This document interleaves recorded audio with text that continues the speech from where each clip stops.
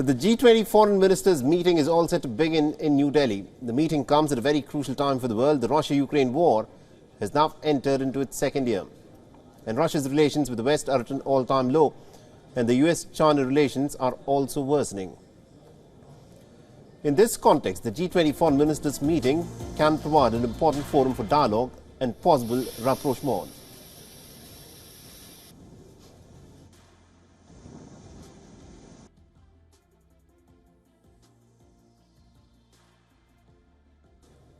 But far from what is needed, the United States, Russia and China are all pulling in different directions. The US Secretary of State Antony Blinken has said that he'll not be meeting with Russian and Chinese counterparts in New Delhi.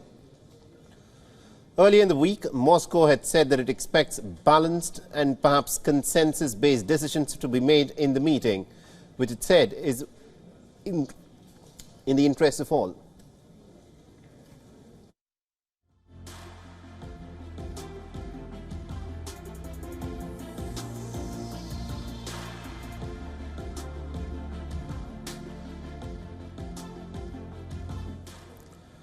The statement from the Russian Foreign Ministry reads, and I quote this here, "We support India's G20 presidency in its commitment to promote a unifying agenda that will restore confidence in the multilateral diplomacy and also prevent the fragmentation of the global economy."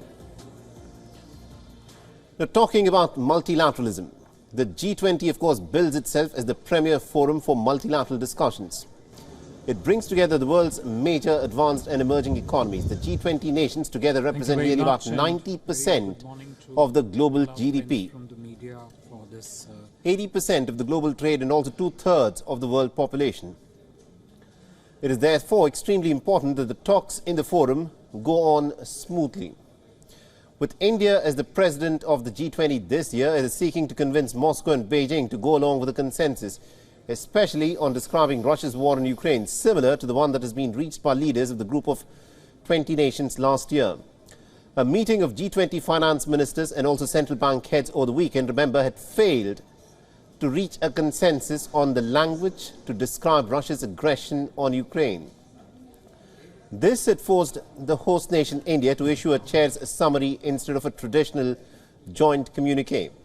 So the question, of course, is this: will India be able to bridge the gap this time round, and will there be a joint communique released at the end of this meeting of the foreign ministers? This, of course, is the million-dollar question at this point of time.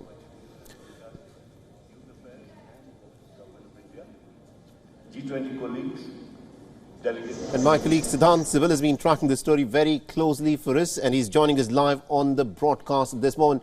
Siddhant, this, of course, is the big moment. The foreign ministers are in New Delhi for the G20 foreign ministers meeting. Tell us as to what we are to expect of this meeting. Well, this meeting will see New Delhi taking the center stage as a diplomatic heavyweight and able to talk about global issues and put its perspective at the world stage. Now, almost 35 foreign ministers will be present here, many of whom have already arrived. US Secretary of State Blinken will be arriving later in the evening today. But nonetheless, it's tomorrow that will be essentially the D-Day. The day starts with the Indian Prime Minister Narendra Modi addressing the foreign ministers virtually, and then there will be the hard conversations, negotiations, and it is essentially a day divided into two sessions. The first session basically focusing on the food security challenges, reform of the multilateralism, and second, the session will be focusing on the issue of counter-terrorism, among other key issues. But undoubtedly, it's the Russia-Ukraine conflict that is dominating the agenda, whether it's here at the foreign ministers meeting or whether it's the finance ministers meeting last week in Bangalore. Absolutely, indeed. Siddhant, do stay on with us. Meanwhile, I'm told that we're also being joined by Anas Malik, and he's joining us live from the city of Lviv in Ukraine, where he's been tracking the developments unfold on the battleground.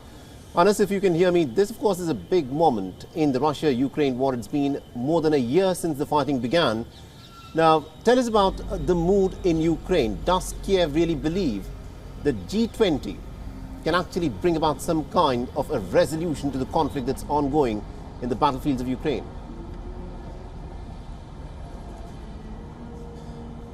Well, the mood in Ukraine is the Ukrainian side firmly believes that G20 would call out on Russia against the invasion, against the war or aggression that it is raging against Ukraine, and that it would be called out in the most clearest of the worlds. We spoke yesterday to the Ministry of Foreign Affairs spokesperson, and he said that India has an important role to play in this war with regards to the resolution of conflict, and they hope that quote, the non-alignment position, unquote, would be given up. That's what the Ministry of Foreign Affairs spokesperson, Mr. Oleg, while speaking to WION, has said. So there are some expectations, there are some hopes as well, and Ukraine largely believes that the telephone call between President Zelensky and Indian Prime Minister Modi that was on the eve of the New Year's, that would also lead to playing some role in what they believe is India giving up